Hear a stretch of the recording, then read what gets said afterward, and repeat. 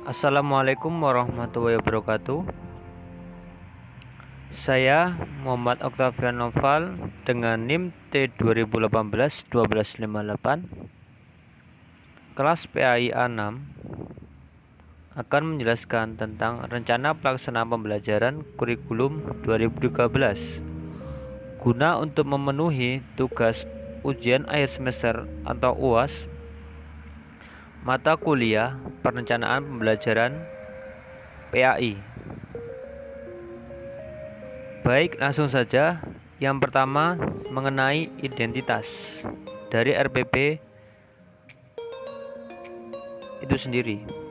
Saya memilih Satuan Pendidikan SMA PGRI 1 Lumajang dengan mata pelajaran Pendidikan Agama Islam kelas 10 semester 2, materi pokok tentang perilaku jujur dengan alokasi waktu 2 kali 3 jam pertemuan dan tahun ajaran 2020-2021.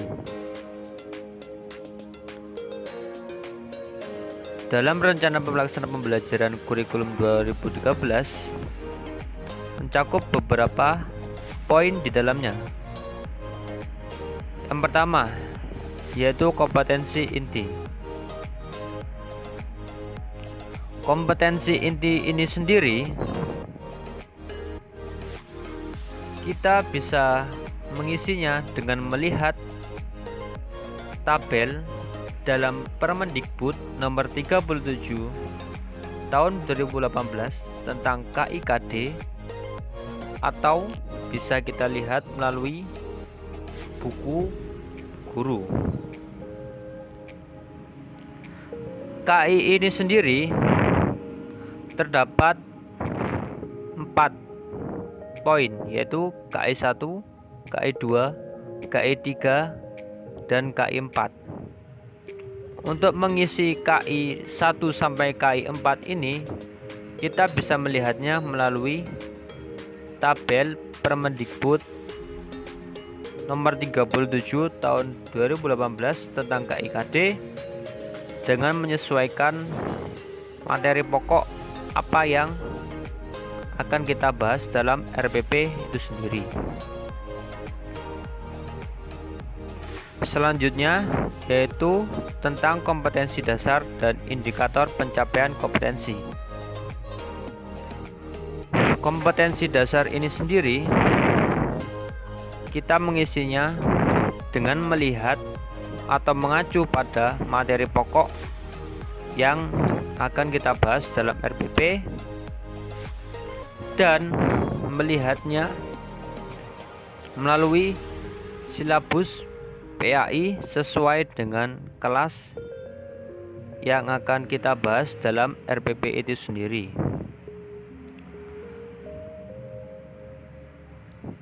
Seperti contoh, dalam materi pokok perilaku jujur yang ada dalam RPP, poin 1.6 meyakini bahwa jujur adalah ajaran pokok agama.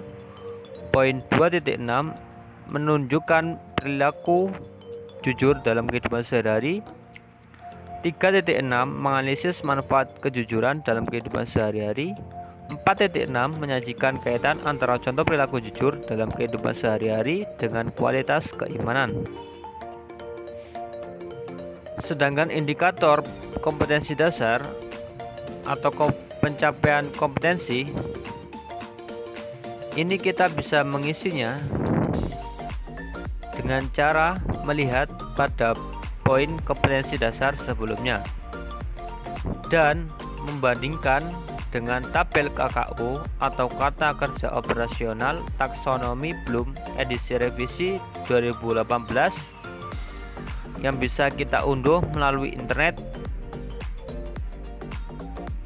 atau melalui buku panduan guru. Tak lupa silabusnya juga kita bisa unduh melalui internet juga.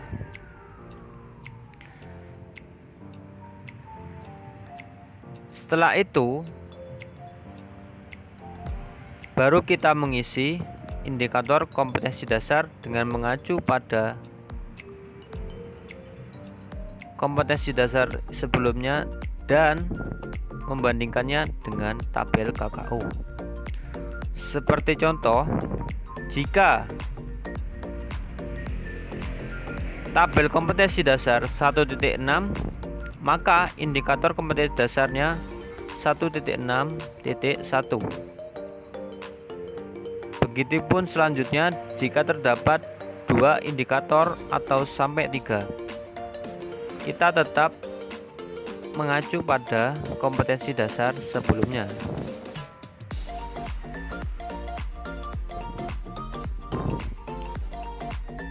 Begitupun seterusnya.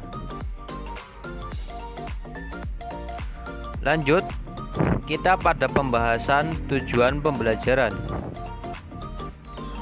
Tujuan pembelajaran ini dibuat sesuai dengan bab yang dipilih dan kita memilih metode atau teknik apa yang tepat saat mau mengajar dengan menyesuaikan kondisi murid agar tujuan pembelajaran bisa tercapai. Di dalam tujuan pembelajaran ini, kita mengacu pada alokasi waktu yang kita bahas sebelumnya. Dan saya di sini terdapat 2 pertemuan dengan masing-masing melalui metode kooperatif teknik jigsaw. Ada juga dan pertemuan kedua dengan metode demonstrasi. Mengenai pertemuan pertama dan seterusnya, dalam poin di dalamnya kita bisa melihat pada indikator pencapaian kompetensi atau indikator kompetensi dasar. Terserah guru itu mau memilih indikator yang mana untuk diajarkan pada pertemuan pertama dan seterusnya. Seperti contoh, pada RPP ini, pertemuan pertama melalui metode kooperatif dengan teknik jigsaw, siswa dapat 3.6.1.1 menganalisis perilaku jujur dalam kehidupan sehari-hari. 3.6.1.2 memberikan contoh perilaku jujur dalam kehidupan sehari-hari. 3.6.2 mencari dalil-dalil tentang pentingnya perilaku jujur dalam kehidupan sehari-hari. 3.6.3 menyimpulkan hikmah perilaku jujur dalam kehidupan sehari-hari. Pertemuan kedua melalui metode kooperatif jigsaw dan metode demonstrasi, siswa dapat 4.6.1 mengaitkan perilaku jujur dalam kehidupan sehari dengan kualitas keimanan, serta 4.6.2 menerapkan perilaku jujur dalam kehidupan sehari-hari dengan kualitas keimanan. Seperti itu. Baik, lanjut pada poin selanjutnya, yaitu tentang materi pembelajaran. Materi pembelajaran merupakan hasil analisis dari indikator pencapaian kompetensi, hasil analisis buku guru dan siswa atau buku penunjang. Dengan cara membuatnya, yaitu dengan meringkas singkat atau subbab dari materi pokok yang dibahas dalam pembelajaran. Materi pembelajaran ini berpatokan pada subbab pokok atau materi pokok yang kita bahas dalam RPP itu sendiri, sehingga pendidik itu bisa mengetahui materi pokok apa yang cocok untuk diajarkan pada peserta didik. Hal ini kita bisa berpedoman pada buku pegangan yang dimiliki oleh guru. Lanjut, yaitu mengenai metode pembelajaran. Metode pembelajaran ini merupakan cara atau strategi yang akan diterapkan oleh guru dalam menyampaikan pembelajarannya. Di dalam metode pembelajaran ini terdapat 3 poin, yaitu pendekatan, metode, dan teknik. Saya di sini memilih pendekatan saintifik. Mengapa saya memilih pendekatan saintifik ini? karena pendekatan saintifik ini sangat cocok atau untuk diterapkan dalam pembelajaran tentang materi pokok perilaku jujur. Hal ini karena pendekatan saintifik ini pembelajarannya berpusat pada student centered learning atau siswa sehingga dalam pembelajaran ini siswa itu menjadi lebih aktif daripada guru itu sendiri. Selain itu, pembelajaran saintifik ini juga bermanfaat agar murid itu menjadi aktif dan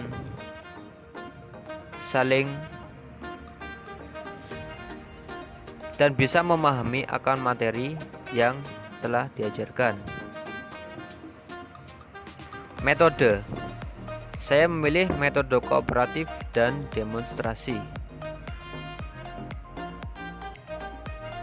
Alasan memilih metode kooperatif dan demonstrasi ini karena dalam metode kooperatif siswa itu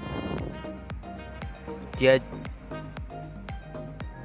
dibentuk beberapa kelompok untuk mendiskusikan tentang materi pembelajaran yang ada, sehingga metode kooperatif ini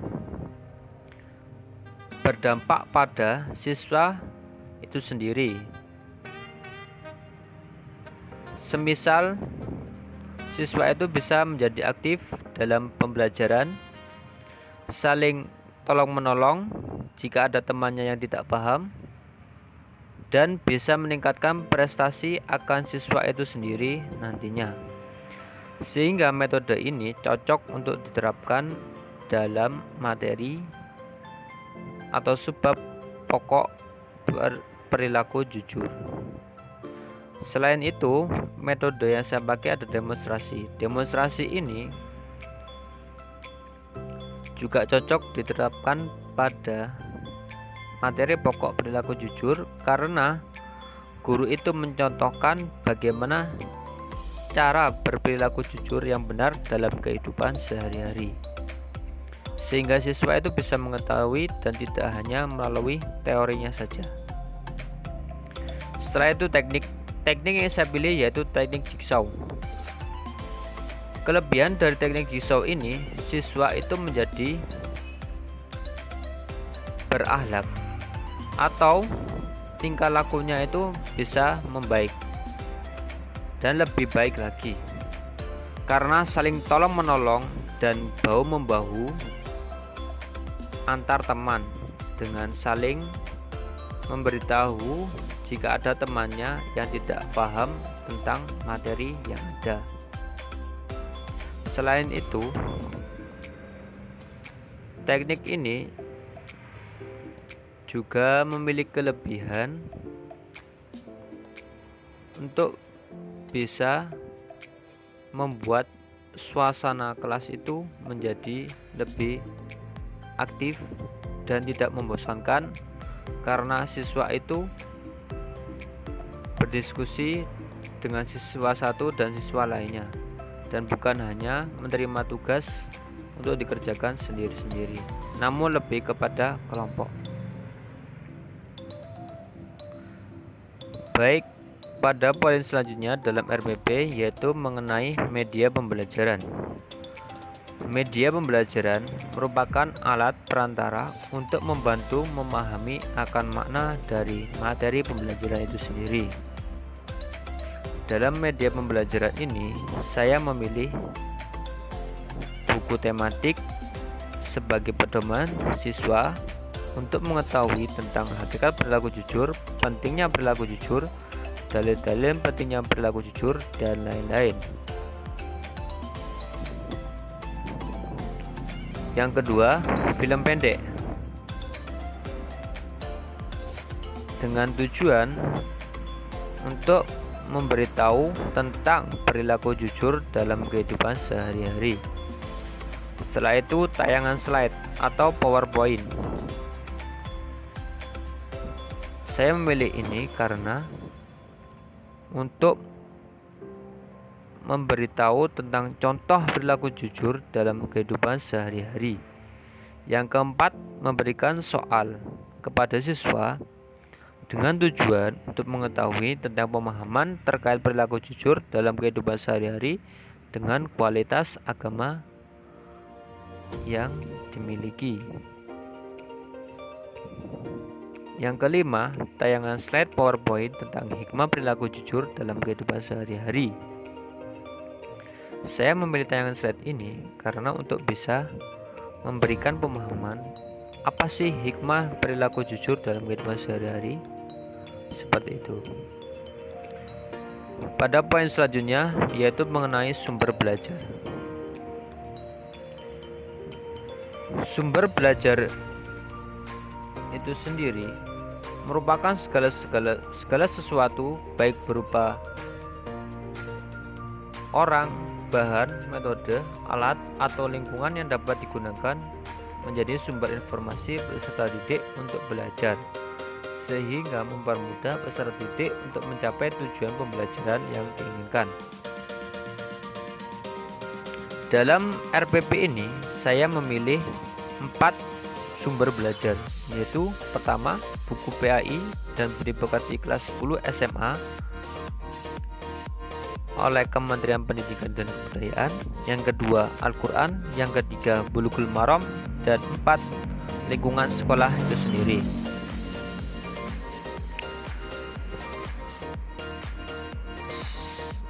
Lanjut pada poin RPP selanjutnya, yaitu mengenai langkah-langkah kegiatan pembelajaran. Dalam langkah-langkah kegiatan pembelajaran ini, saya mengambil dua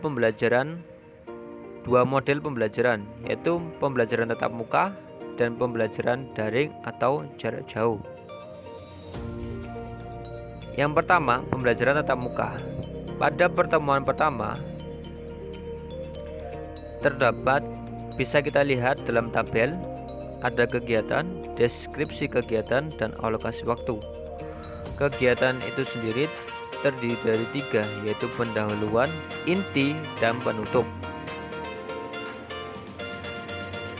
Masuk pada kegiatan pendahuluan, hal yang pertama yang bisa guru lakukan yaitu guru memberikan salam dan menanyakan kabar peserta didik. Yang kedua, berdoa bersama dan mengecek absen.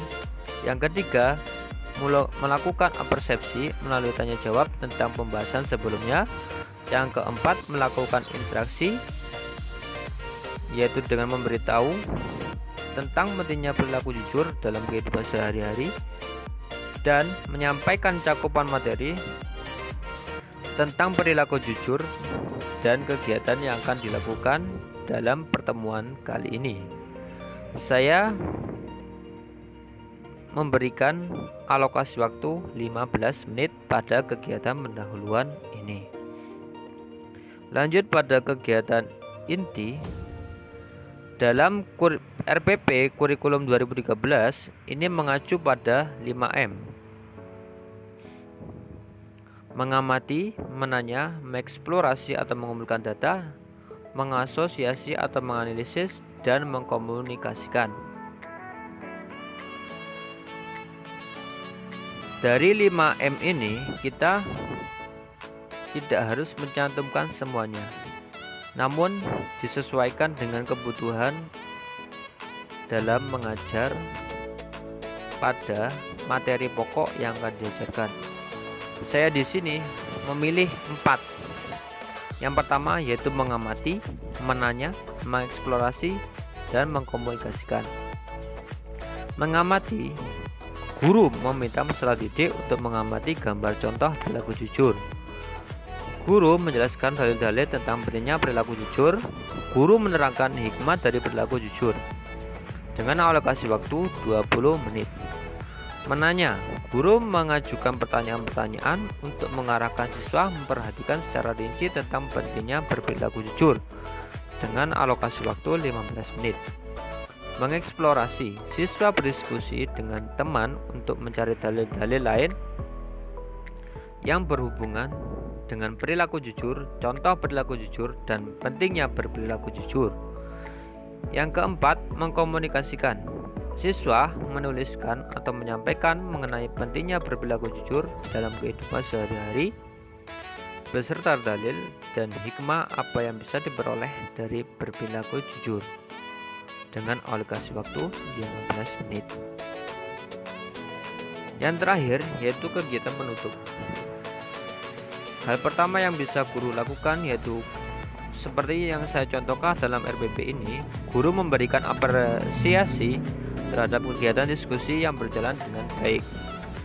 Guru memberikan kesimpulan terkait dengan materi yang telah diajarkan. Bersama-sama siswa membuat kesimpulan hasil belajar selama sehari tentang pentingnya perilaku jujur dan hikmah di dalam perilaku jujur.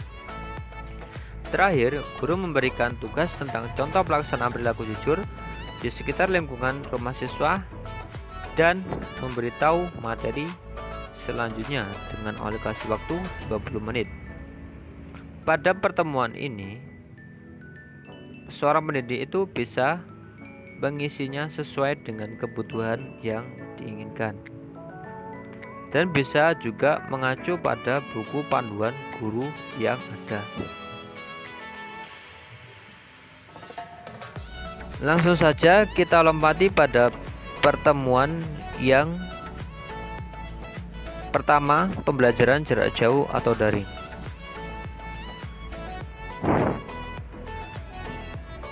Pada pertemuan pertama, kegiatan pendahuluan jarak jauh atau daring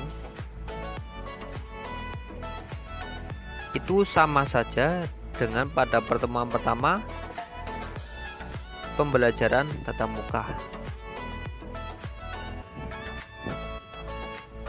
Lanjut pada kegiatan inti.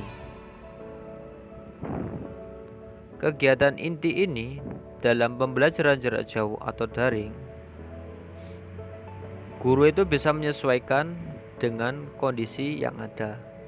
Karena pembelajaran ini dilakukan dengan daring atau jarak jauh, sehingga kegiatan apa yang efektif jika dilakukan dalam jarak jauh atau daring itu sendiri. Seperti contoh, pada RPP ini saya menuliskan yang pertama, guru bisa menampilkan slide PowerPoint beserta video untuk disimak secara bersama-sama. Yang kedua, guru menyampaikan materi tentang perilaku jujur dalam kehidupan sehari-hari beserta contoh dan hikmah yang diperoleh. Yang ketiga, guru melakukan tanya jawab kepada siswa terkait dengan materi yang ada, baik dari tampilan slide PowerPoint, video maupun penjelasan dari guru. Yang terakhir, siswa menjawab pertanyaan yang diberikan oleh guru terkait dengan soal materi yang telah disampaikan dengan alokasi waktu 30 menit. Pada kegiatan penutup, pembelajaran jarak jauh atau daring ini sendiri juga sama seperti pembelajaran tatap muka pada pertemuan yang pertama. Jadi yang membedakan antara pembelajaran tatap muka dan pembelajaran jarak jauh atau daring itu pada kegiatan intinya saja. Seperti itu. Untuk pertemuan kedua, sama saja mengisinya dengan pertemuan yang pertama. Lanjut pada poin yang terakhir yaitu tentang penilaian. Penilaian dalam RPP kurikulum 2013 ini mencakup 3 poin, yaitu penilaian sikap, penilaian pengetahuan, dan penilaian keterampilan. Penilaian sikap dalam RPP tentang perilaku jujur ini, yang pertama yaitu tentang penilaian diri. Dengan contoh penilaian diri, yaitu yang pertama kita bisa melihat pada tabel ini. Kolom pertama yaitu nomor, yang kedua indikator sikap, yang ketiga skor. Dengan setiap nomor atau indikator sikap yang ada, kita bisa mengisinya dengan mengacu pada buku panduan yang ada.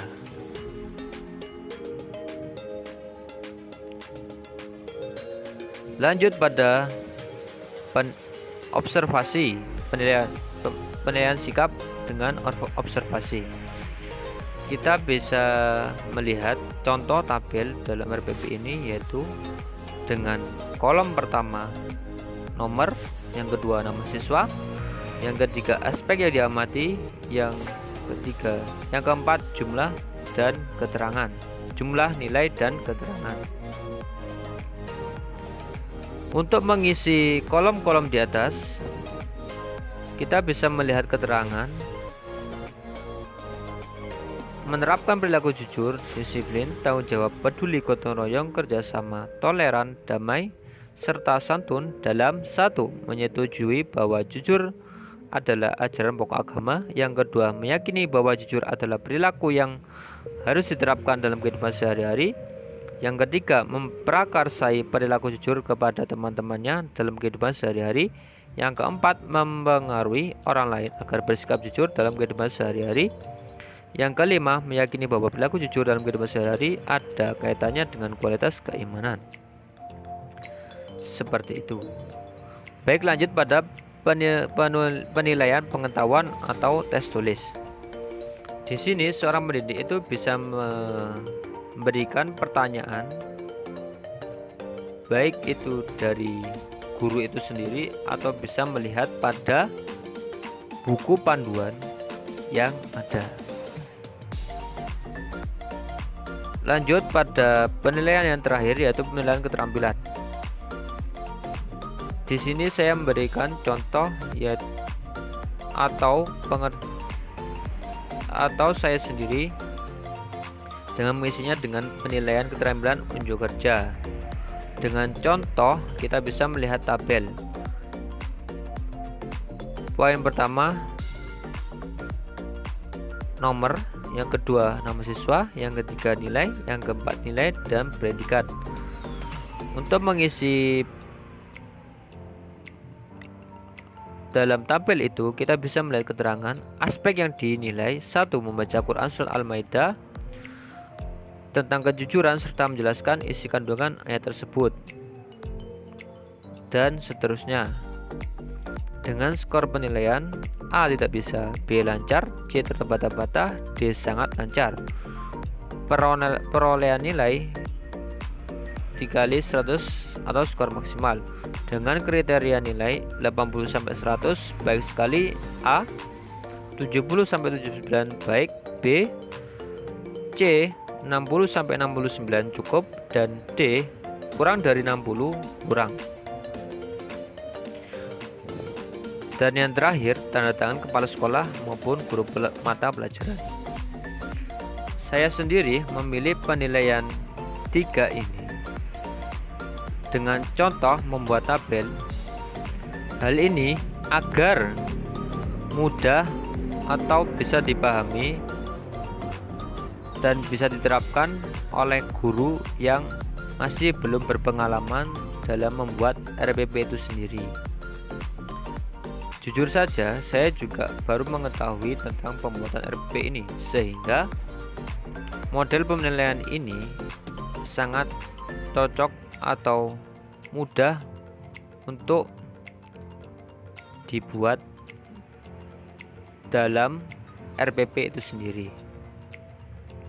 Mungkin itu saja yang bisa saya jelaskan. Apabila ada salah kata atau maksud yang kurang jelas dalam pembahasan kali ini, saya mohon maaf yang sebesar-besarnya. Wassalamualaikum warahmatullahi wabarakatuh.